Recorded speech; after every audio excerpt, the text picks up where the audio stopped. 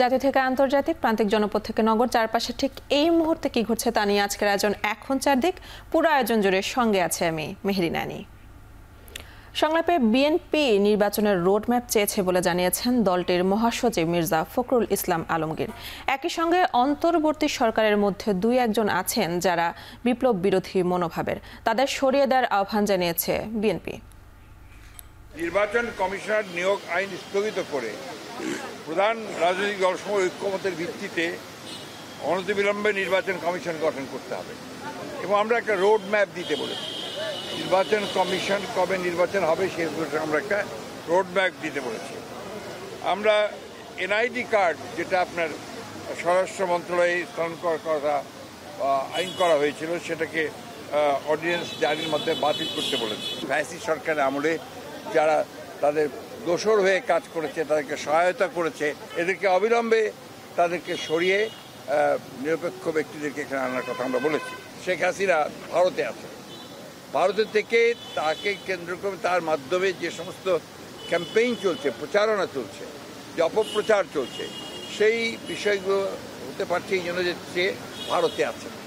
এই বিষয়টাকে ভারতের সরকারের সঙ্গে আলোচনা করার জন্য এবং তাকে ওই অবস্থা থেকে সরিয়ে দেওয়ার জন্য আমরা সরকারকে অনুরোধ করেছি। অন্তর্বর্তী সরকারকে দুটি রূপরেখা দিয়েছে জামায়াতে ইসলামী, একটি সংস্কার আর একটি নির্বাচন। তবে নির্বাচনের জন্য অন্তর্বর্তী সরকারকে যৌক্তিক সময় দিতে চায় জামায়াতে ইসলামী। প্রধান উপদেষ্টার সঙ্গে প্রতিনিধি দলের বৈঠক শেষে জামায়াতের আমির ডাক্তার শফিকুর রহমান কথা বলেন। জনগণ আর বর্তমান সরকার একসাথে কিভাবে পারস্পরিক সহযোগিতার মাধ্যমে আইন শৃঙ্খলা পরিস্থিতির আরও উন্নয়ন সাধন করতে পারে এবং সকল ধরনের ষড়যন্ত্রের বিরুদ্ধে জাতিকে ঐক্যবদ্ধ রাখতে পারে, সেই বিষয়গুলো নিয়ে আমাদের এখানে কথাবার্তা হয়েছে। একটা রোডম্যাপ হবে সংস্কারের, আর একটা রোডম্যাপ হবে নির্বাচনের। সংস্কারটা সফল হলেই নির্বাচনটা সফল হবে। আর শুধু সরকারকে এতটুকু বলেছি যে জনগণের বিশাল প্রত্যাশা আপনাদের কাছে, এই প্রত্যাশার সময়টা টেনে আমরা লম্বা করব না। এটাকে যৌক্তিক সময়ে, যৌক্তিক যে শব্দটা, এটার সম্মানটা যেন বহাল রাখতে পারি আমরা, সেই দিকে আপনাদের দৃষ্টি আকর্ষণ করি। ওনারা কোনো দ্বিমত পোষণ করেন নাই এবং আমরা আশা করি এখানে কোনো সংকট তৈরি হবে না ইনশাআল্লাহ। 24-এর উত্তরার অভিভাবক ফোরামের হিসাবে জুলাই আগস্টের গণ অভ্যুত্থানে উত্তরা এলাকায় শহীদ হয়েছেন 28 জন আর আহত 197 জন। এর মধ্যে শিক্ষার্থী 19 জন, বাকিরা নানা শ্রেণী পেশার মানুষ। এছাড়া নিখোঁজ একজন সহ গণ অভ্যুত্থানে মোট 226 জনের হতাহতের তথ্য দিয়ে তালিকা প্রকাশ করেছে সংগঠনটি। শনিবার সকালে উত্তরার মাইলস্টোন কলেজে এক সংবাদ সম্মেলনে জুলাই শহীদ স্মৃতি ফাউন্ডেশনের সাধারণ সম্পাদক মীর মাহবুবুর রহমান স্নিগ্ধের হাতে তালিকাটি তুলে দেওয়া হয়। তালিকা অনুযায়ী 18 জুলাই এবং 5 আগস্ট বিএনএস আজমপুর ও উত্তরা পূর্ব থানার সামনে সবচেয়ে বেশি হতাহতের ঘটনা ঘটে।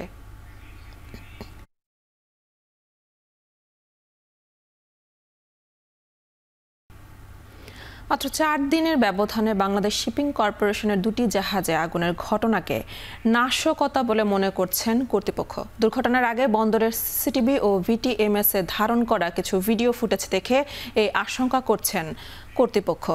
বিস্ফোরণের জাহাজের উপরে ডেকে আগুন লাগলেও জাহাজে থাকা জ্বালানি তেল অক্ষত আছে। এতে বড় ধরনের বিপর্যয় থেকে রক্ষা পাওয়া গেলেও মারা গেছেন একজন ক্রু। জাহাজটি বর্তমানে নিরাপদে আছে। সমুদ্রে দূষণ বা তেল ছড়িয়ে পড়ার কোনো শঙ্কা নেই বলে জানিয়েছেন নৌবাহিনী ও শিপিং চট্টগ্রাম অঞ্চলের কমান্ডার।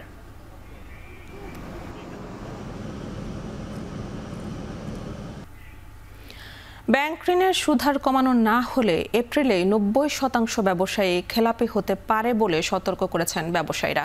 অর্থনৈতিক পুনরুদ্ধারে আইন শৃঙ্খলা পরিস্থিতির উন্নতি এবং রিজার্ভ বাড়ানোর দিকে সরকারকে আরও মনোযোগী হওয়ার আহ্বান জানানো হয়।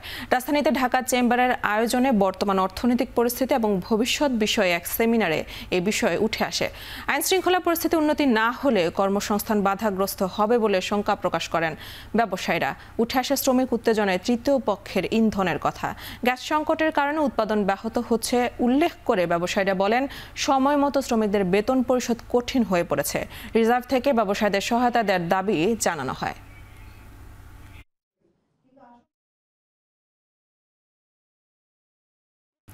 টানা বর্ষণ ও পাহাড়ি ঢলে অবনতি হয়েছে দেশের মধ্যাঞ্চলের বন্যা পরিস্থিতি।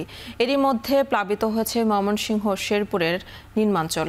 পানিবন্দী হয়ে পড়েছেন শেরপুরের ঝিনাইগতি ও নালিতাবাড়ি দুই উপজেলার অন্তত 14টি ইউনিয়নের 50,000 মানুষ। কাঁচা ও পাকা সড়ক ভেঙে যাওয়ায় ব্যাহত হচ্ছে যোগাযোগ।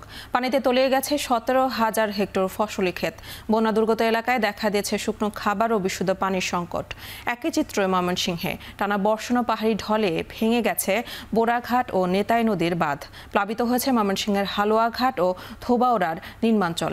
পানিবন্দী হয়ে দুই উপজেলার 15 ইউনিয়নের প্রায় 32,000 পরিবার।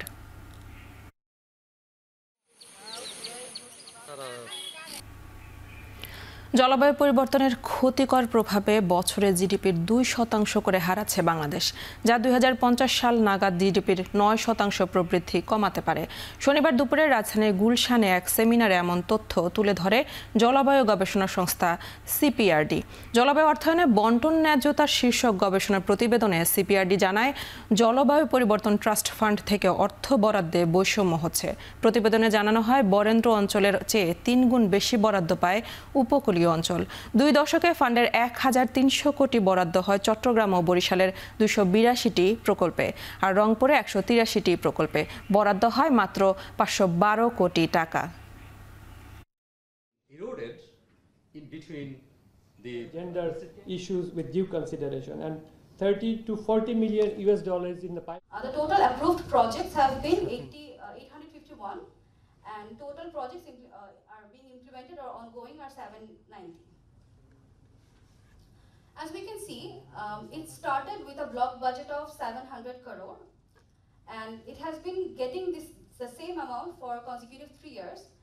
But to ensure that the climate just affected communities are not getting money, monies are being eroded in between the Gender issues with due consideration, and 30 to 40 million US dollars in the pipeline. the total approved projects have been 851, and total projects.